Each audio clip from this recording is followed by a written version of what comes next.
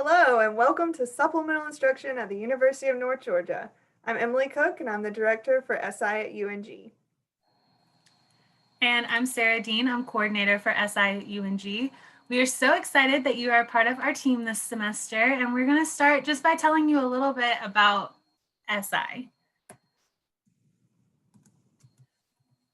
So starting with the definition, this is adapted from the University of Missouri, Kansas City, which is our accrediting body. They're the ones who house the International Center for Supplemental Instruction.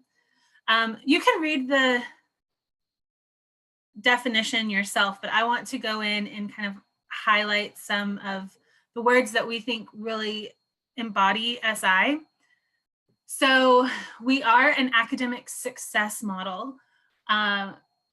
We really want to focus on that word success because for us, it's not just about support, but it's about each student succeeding in the class and really learning the material and retaining that material.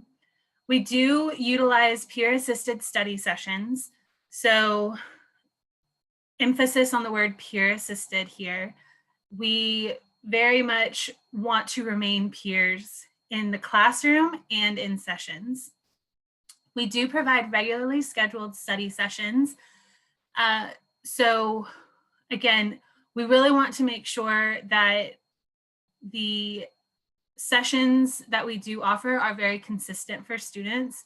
For that success, students need consistency. And so that is what we try to provide in SI.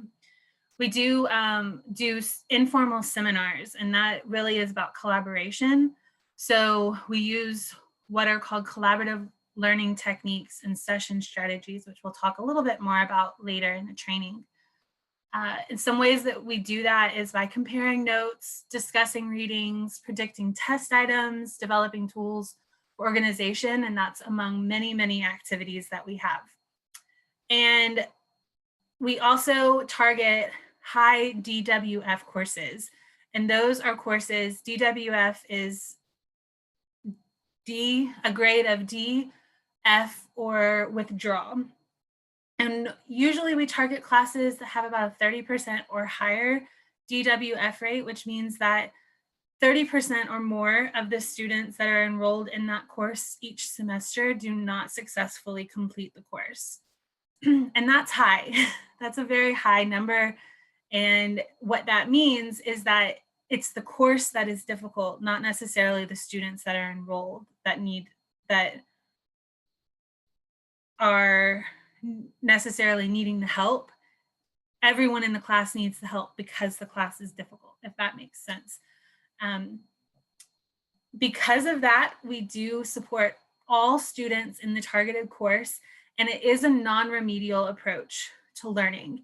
Non-remedial is important because, again, we're not targeting specific students and saying, you don't have the skills to be in this course, therefore you need extra help. We are focusing in on the course content as it goes along in the class. We're keeping up with that course content. So it's not remedial, it's moving along with the course. And we do target high risk courses rather than high risk students. And you'll hear us harp on that a lot throughout training and throughout the semester, honestly. And that's really what we want to make sure that all of our students know. It's high-risk courses, not high-risk students. Participation is voluntary. That is important because we want students to take ownership of their own learning. That's very important to us. And we want students to choose to go to SI because they know that they want to be successful in the course and they want to work with others to ensure that success. Again, that's taking ownership of their learning. And students with varying levels of academic preparedness participate in and benefit from SI. So again, everyone can benefit. I'm going to throw it to Emily to do our mission. All right, so this mission statement was developed by our SI team here at UNG. So it's very specific to us, and it's important that you know who all we work with and what our purpose is in serving our community. So it goes, supplemental instruction aims to serve the University of North Georgia community by going beyond learning to studying intelligently and succeeding academically. Through partnership between SI administration, that is Sarah and I and other part-time staff, faculty, those are the ones that you are paired with every semester, peer facilitators, that is you, and our SI participants, that includes not only the people who come to our sessions who choose to do so, but it is also all students that are in the course because we are serving everyone in an SI supported course. Our goal is to ensure that UNG students have the academic support they need in a fun, keyword, and collaborative, second keyword, environment. Our SI leaders guide students to think critically and gain transferable study skills that will supplement their learning process throughout college. And our motto goes, we do better when we work together. Next, we're going to go into the why behind what we do and why SI is what it is. Why do we believe that this model is important for learning? So when this model was developed back in 1973, we'll talk about that in a little bit with the timeline, but it was developed based on 4 theoretical models. So these are the principles that guide why SI works. First of all, we'll go into behavioral learning theory. So this definition, kind of adapted definition goes, positive reinforcement guides behavior. So in SI, when new study strategies are gained, they result in something such as a good test grade. So students will continue to use that strategy. So they're learning and they will adapt their behavior according to that learning. Also, another key element with why SI and how SI uses behavioral learning theory is that the SI facilitators, that's yourself, model good student behavior in the classroom and in study sessions, even as a leader at the university. So students will model that behavior because they see that you have been successful and they want to do the same. Second is cognitive development theory. So, and again, an adapted definition is that cognitive structures develop as learning is built through organization and new experiences overall. So this is all about critical thinking, which is a key element in what we do with SI. We're all about getting students to think critically and apply what they're learning in the classroom to real life scenarios, to think further and go deeper into concepts, and just overall think critically about what they are learning.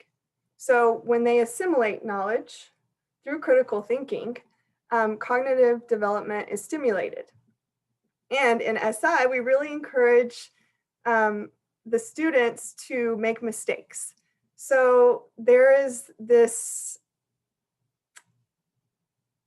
belief oftentimes that students think it is not okay to make mistakes or they're scared or fearful of making mistakes. But actually, we encourage it in the informal SI setting because if they make the mistakes there, then they will most likely correct those mistakes and not make those mistakes again when it comes to recalling that information, for example, on a test or when they're writing a paper. So when that conflict arises, they've missed something, they've incorrectly answered something, we encourage that and we want to help them work to get to an answer that is agreeable for everyone because again, we're working collaboratively. So everyone works together to bring their knowledge and their cognitive development is stimulated through that process. And then third, social interdependence theory. We really look at learners actively building knowledge and taking responsibility for their own learning. And they do that through voluntarily attending SI sessions and by working interdependently, cooperatively with other students. And through that process, knowledge is gained by being produced, not simply distributed. So the SI facilitator is not just distributing knowledge saying, this is how this is, now take this in and regurgitate it. Everyone is producing knowledge together by working together and they're doing that through the interdependence and socially through this theoretical approach that we are talking about. So again, learners will be able to do today what they're doing in SI in the group effort, and they'll be able to take that and do that autonomously outside of session. And then the final theoretical approach is really important to us because we want to really encourage students to feel in control and feel liberated and empowered through learning. And we use a phrase called the culture of silence.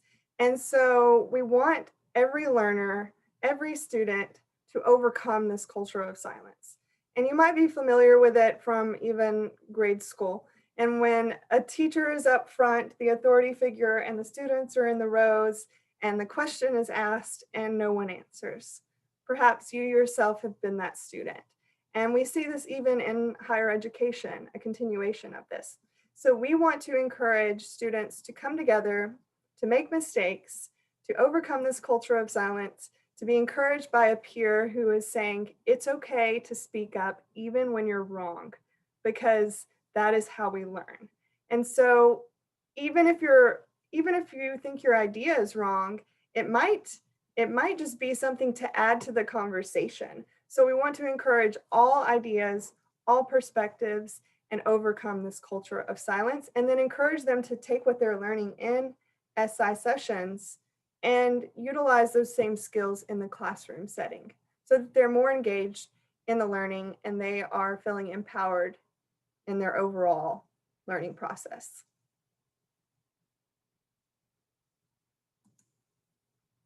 All right, next we're going to just briefly talk about SI highlights and achievements here at UNG.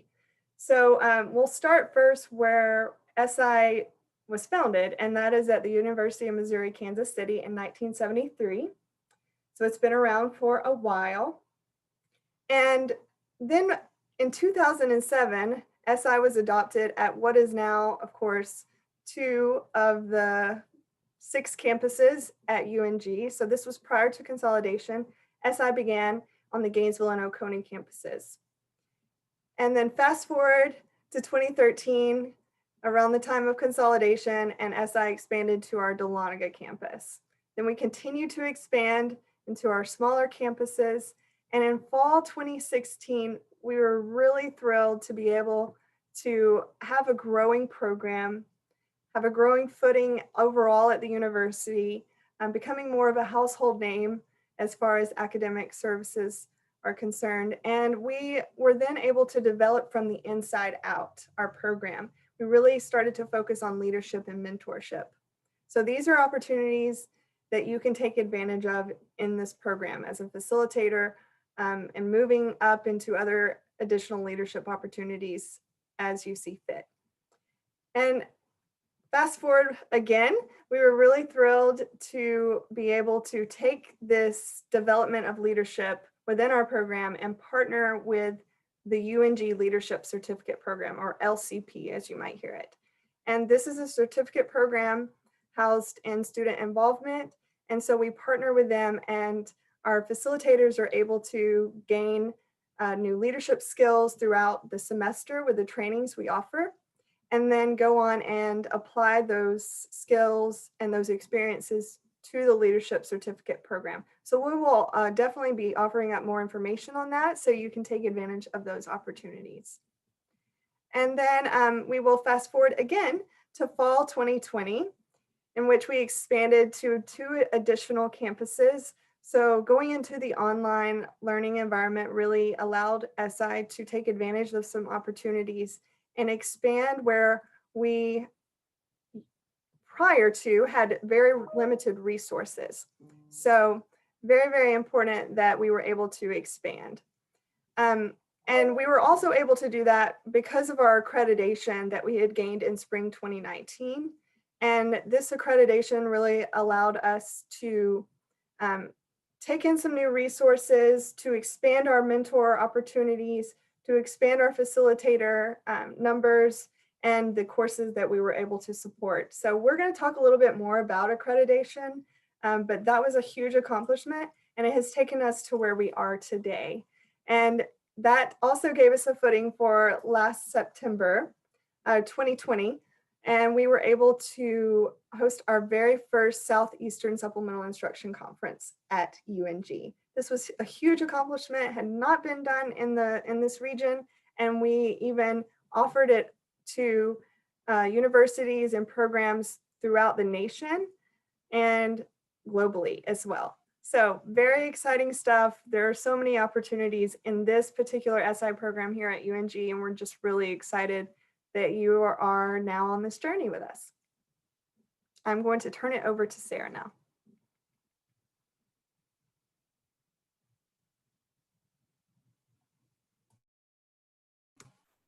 All right. So one of the questions that we get asked a lot is about the differences between SI and tutoring. And we want to make sure that our facilitators really understand that difference. We also want to note here that both services are essential for student success. Oftentimes students need both. They need what both offer. And so as facilitators, we always encourage you to, when you recognize that somebody might need a little bit more help, please encourage them to go to tutoring, and where we'll talk about what is different and why a student might need one versus the other, or in conjunction. And honestly, we believe that a student is most successful when they can effectively use both. So as far as general content and learning assistance, that is something that both services use and provide for their students. But going into a specific problem and support for a specific problem, that is more tutoring's realm. Students are able to bring a specific problem to a tutor and get help with that specific problem based on what the student has identified as their need. Whereas with SI, you as a facilitator will plan sessions based on what you know to be difficult course content, in conjunction with your faculty, what your faculty has identified as difficult course content, and then also from feedback from your students, what they believe they need more work on. But you're the one providing those problems and the activities that the students will use, as opposed to students bringing their problems to you. Support for a specific course or instructor, that is SI. Each facilitator is partnered with a specific class and with a specific instructor, and you will work with that instructor and that course for the entire semester. And that is all that you are responsible for in SI. Addresses individual content needs. Again, that is tutoring, like the specific problems. The students are bringing those content needs to that tutor, and the tutor is addressing that problem, as opposed to SI doing general content needs for the entire class. Refining study and learning skills, that is SI. We really want to focus on the process of learning and show that there are different ways to learn. A lot of times students think about learning in a very linear fashion. That's just kind of what they're used to, especially coming into college. And what we know is that students learn in a lot of different ways. And we want to show them that there are different ways of learning material aside from doing worksheets and just practicing problems over and over, or reading their textbooks, whatever that might be. Student facilitated group sessions, very much SI. We are collaborative, and that is the name of our game. We love collaboration and all that entails. And so SI definitely works better when there is a group and when multiple perspectives can be shared. Individual sessions with a degreed professional or expert, very much tutoring. Facilitators are not the experts. We never want facilitators to set themselves up as the expert in the classroom. That's not your role. You are their peer, and the faculty member is the expert. And so you'll hear us say that many, many times throughout the training, but you do not have to take on that responsibility of being the content expert. Flexible scheduling opportunities, again, that is tutoring. We have weekly sessions and bonus hours, and pretty much once those are set, your students can know that those will be your times throughout the rest of the semester. So there's consistency, and I think we mentioned it earlier, but consistency is very key for student success. And so that is what we offer for those students. Combining what to learn with how to learn. We love this saying, but that is very much SI. We are looking at what the students learn, so the content material, plus how to learn it, and marrying those two together, and really taking a holistic view on learning. So we always want to plan sessions with those, like with that element in mind. And then free, that is both SI and tutoring. All students are enrolled at UNG are eligible to receive both services free of charge. And so it's definitely no cost to them. It's just their time. And so it's a great opportunity for them to learn.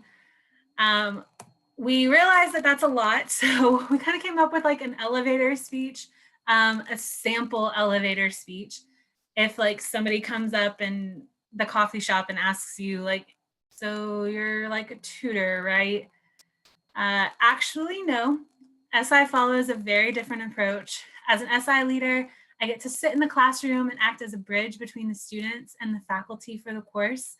I get to build relationships with students in that class as their peer who has the in on course content material and what my students need to review. I prepare weekly study group sessions and put my own spin on how to learn the content material in a fun, no pressure environment. It's beneficial for everyone, whether they're riding the struggle bus or they're top of the class A students, because we work collaboratively to gain multiple perspectives on the material. That is a really good, just simple speech that you can tell people when they ask you the difference, because I'm sure that you will get that. We get that a lot. All right, so Emily mentioned earlier that we are accredited, and this is something that we're really proud of. We worked very hard for this accreditation, and every single semester we strive to keep that up. So how does this affect you? We've listed some points, starting with all facilitators, SI facilitators, and leaders are trained each semester.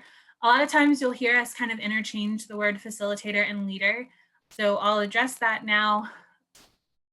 All of you are leaders, but the leaders that are inside the classroom, we call them facilitators. We have both. We do have some full-time mentors each semester, and they're really more of like the leader type, but they are interchangeable. All facilitators must run a 50-minute session. So you get to look forward to that during training, but you will be able to run a 50-minute session. And that's really important, just to make sure that everyone is prepared in the couple of weeks when you run your own session. We also do ongoing SI leader training, 8 or more hours, and that's really where our biweekly meetings come in, and that's where we teach and train on leadership. We chose leadership because we really want to focus on our own students' development. 60% or more of the students enrolled in the course will attend at least one session in the semester. So that means that at least 60% of the students should attend each section at least once a semester, and then higher GPA and retention rates are reported for supported courses. but that's generally for students who we consider regular attendees. So that's 7 or more sessions each semester. And really that's only about a session every other week. So it's not actually even truly regular, but that's really where we see that like uptick in higher GPA and retention rates. We do 6 or more observations each semester, and you'll learn more about what that observation process looks like later in this training. And then through that observation process, we are able to see continued growth and mastery of the SI model. SI leaders attend 100% of lectures and have positive working relationships with their paired faculty. So that is very much a requirement. You, as a facilitator, you are required to go to all of your classes. If you're online, required to do all of the material that would equate to a week's worth of learning. And then all facilitators are required to submit planning sheets for each session, including a complete SI model. And so UMKC identifies a solid plan as a plan that can be successfully implemented by someone other than the SI instructor or facilitator. Sorry. So what is that SI model? What are the foundations of SI? So we've got perhaps one of the most important things is our parts of session. And so when you're planning a session, you'll have 3 main parts: your opening, your main content activities, and your closing. So the opening, we kind of use a water metaphor for this, but your opening is like getting their feet wet. It's usually about a 5 to 10 minute activity that really is just introducing them to the material and kind of building that confidence from the start that like, okay, this is something that I know, this is something that I can do, laying that foundation for the material in the course. Then you've got your main content activities, and these are generally between 15 and 20 minutes long. We usually have about 2 main content activities per session. However, sometimes we see 3, just depends. And that's really when they're diving in and they're getting into the content. Maybe it's a little bit difficult, but they're working together and they're making it work, and everybody's having a fun time. We love the main contents. I don't really know. And then you've got the closing, which might be, in my opinion, probably one of the most important parts of session. And that's about 10 minutes long. And that's really where you have your final check for understanding. That's where you can see your students kind of paddling off on their own, knowing that like they're paddling off into the sunset. They know that they've got this. They understood what was going on. They've learned something and they feel good about it. And you can also leave that session knowing that they feel good, and like knowing that you know where they stand with that content material. So other things that we use are the 3 elements. You'll hear us talk about this all semester. Our 3 elements are redirection, wait times 1 and 2, and checks for understanding. Redirection is really important because that's really breaking the dependency cycle. This happens essentially when a question is asked or an answer is given, whatever that might be, you can redirect, especially when a student is asking the facilitator something directly. You're able to redirect that student. There's 3 levels of this. We first say redirect to other students in the classroom. If that doesn't work, then redirecting to their notes and other resources. So like their notes, their textbook, PowerPoints for the class, the faculty member, if appropriate. And then the 3rd level is redirecting to other sources. So Google, YouTube videos, things like that, but just making sure that your students know what is considered a credible source. Wait time 1 and 2. These are perhaps probably the most awkward times because that's where you're getting your students used to silence, but also building their confidence. Oftentimes when we're working with wait time, we have that natural inclination to just jump in, but we don't want to do that. We want to let them have that time to process the material. And so that's where wait time comes in. You've got wait time 1, which is anytime a question is asked, you wait between 7 to 10 seconds and just let that question kind of permeate through the group, let them process it, and fight that natural inclination to answer that question right away or rephrase the question, whatever that might be, but just making sure that you're giving them time to process. Wait time 2 is after anytime an answer is given, you're waiting. And this is perhaps one of the most difficult because we all have that natural inclination to want to like say good job or yes, that's right, or no, let's think about that a little bit more. But it's important that your students are able to break that dependency cycle. They're not looking to you for validation, but instead they're building that confidence in themselves that they know that it's the right answer because whatever that process was, they can just have the confidence that it's correct. And so when you don't immediately, it's that instant gratification. When you don't do that, they start to recognize why they come to specific answers. And again, that builds their confidence up. It allows them time to think. It allows other people time to jump in and offer different answers even. And then you've got your check for understanding, and that is your check for understanding is kind of one of the most important parts as well, because that's really where you can really make sure that you know that your students are understanding the material beyond that surface level. Oh yeah, I get it. We got this. Do you understand? Yes, move on. You want to make sure that you're really focusing in on critical thinking and making sure that they really know what the answer is. They understand the content in their own words and for themselves, rather than just regurgitating information. Another key foundation for SI is collaboration. And really, when we're talking about collaboration, we're really wanting to encourage critical thinking and application. So it's more of not just regurgitating the information, but also really getting them to think critically about it, apply it to different situations, and work together in order to do that.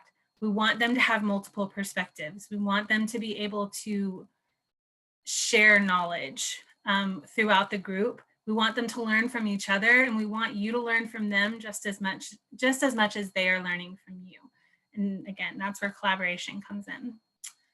Planning is also a key foundation for SI.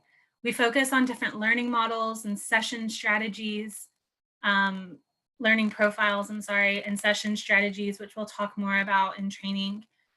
We also have goals for learning, overall goals for learning, which is very important, that each facilitator knows what their goal is going into session so that they know whether or not those students have achieved that goal. Our planning includes timeframes. It's very much about preparedness and stewardship, which is an element of servant leadership. But we want to make sure that we're being good stewards of our students' time. And the best way to do that is to be prepared. One of the most valuable things that a student can give you is their time. And when they are giving that, you don't want to take that for granted. So be prepared no matter what. And then it also narrows down the course content material into something that's more consistent and structured, which is, again, we talk about consistency as part of student success, and that is very true. And so planning helps with that consistency. We talked also earlier about sessions being voluntary and anonymous. Again, a key foundation. We want students to be engaged. We want them to focus on their learning and to want to learn. And we do that by making sure that SI is anonymous and SI is a place that they can make mistakes without feeling like, oh, the instructor is going to know that I was here and I got it wrong. Or even on the other end, the instructor will know that I came and I'll get a bump up in the class or something. Like SI is anonymous. And then finally, we've got program assessment, and that's really focusing on student success. So we do a half a letter. Students who regularly attend SI, very much we see half a letter grade higher in their overall grades. And then also we have seen, as far as collaboration goes, for student success, that every 1 hour of session equals 2 hours of study time on their own, which again, we were talking about student time and that being a precious commodity. That's a very big selling point for SI. It's dedicated study time. It's a time that they know, okay, I can go in, I'm going to focus on my biology class during this 1 hour. And when I do that, maybe I don't have to think about it as much later. But I'm getting more out of that 1 hour than I would if I were just studying it on my own for an hour. So another thing with student success is that we always want to help them define success for themselves. Success will mean different things for every single student sitting in your class. But no matter what that definition is for them, we can help them get there, as long as they're willing to also put in the work for it. All right, so we now have a little bit of an informal quiz. So we do this a lot in SI, but the directions, write down your answers on your notes. Hopefully you've all been taking good notes so far. If you don't know the answer, write the question. All right, so list 3 ways in which SI is different than tutoring. What are some ways to check for students' understanding? What are the parts of session? And then what is the purpose of each part? Think water, the water metaphor. And then why is it important that SI participation is voluntary and anonymous? True or false, SI is a remedial approach to learning that is available to all students enrolled in the course. Is that true or false?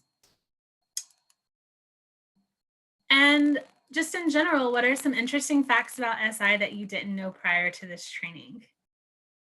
And we will review all of those at training, and we're so excited to see you there.